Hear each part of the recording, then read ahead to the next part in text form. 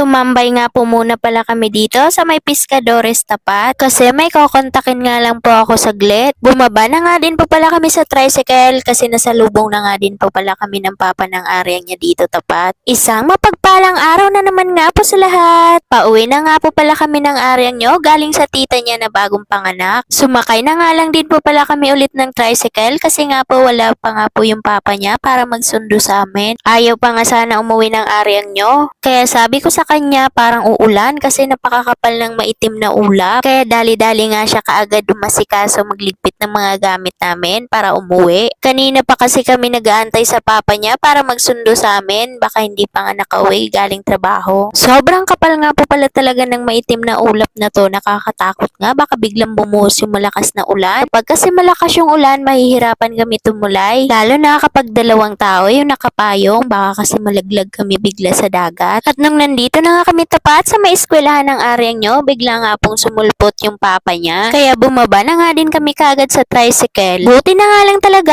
ay dito sa baba dumaan yung tricycle. Dahil kung doon kami umikot sa taas, tiyak talaga magkakasalisihan kaming tatlo. Nagabihan na nga din po pala kami kaantay sa papa niya kasi nga may pinuntahan pa kami saglit. Yun bang nagmamadali kami ng area niya umuwi kasi nga baka magabihan kami at maulanan. Tapos dito lang pala kami dadalhin ng papa ng area niyo sa may madilim. O siya sige hanggang pauwi na nga din po pala kami ng area nyo galing sa tita niyang bagong panganak. Sumakay na nga lang din po pala kami ulit ng tricycle kasi hindi pa nga kami nasusundo ng papa ng area nyo. Akala nga namin yung masasalubong namin dito tapat ay yung papa ng area nyo, yun pala itong maitim na ulap lang na ito. Magandang araw! At dahil nakita ko nga po yung maitim na ulap na yan tapat sa amin, inaya ko na nga din po pala kaagad yung area nyo baka kasi maabutan pa kami ng malakas na ulan. Ayaw pa nga sana umuwi ng area nyo kaso pinilit ko na nga siya kasi nga baka nga maabutan kami at mahirapan kaming tumulay lalo na kapag malakas yung ulan. Kanina pa din kasi kami dito nag-aantay sa papa niya kaso nga wala pa hanggang ngayon. Sabi ko nga sa area nyo baka hindi pa nga nakauwi galing trabaho. Kaya ayan, sumakay na nga lang din kami ng tricycle baka sakaling masalubong namin si papa niya bababa na lang kami ng tricycle. Pero siguro kung hindi ko nakita yung maitim at makapal na ulap na yan, hindi ko pa din sana ayain yung area nyo kasi nga gustong-gusto niya dun sa pinsan niya. Kapag nasa bahay nga lang kami, yung aryang nyo ngayong nang aaya sa akin pumunta ng hardin kasi nga gusto niya nga daw makita yung maliit na bata. At kahit tinatamad yung mama unang nyo, mapipilitan na nga lang siya kasi nga napakakulit ng aryang nyo. Pipilitin ka ng pipilitin hanggang mag-uo ka na lang. At nung nandito na nga kami tapat sa may eskwela ng aryang nyo, nasalubong na nga din po pala namin yung papa niya. Kaya bumaba na nga din po pala kami kagad sa tricycle. O siya, sige hanggang dito na lang po muna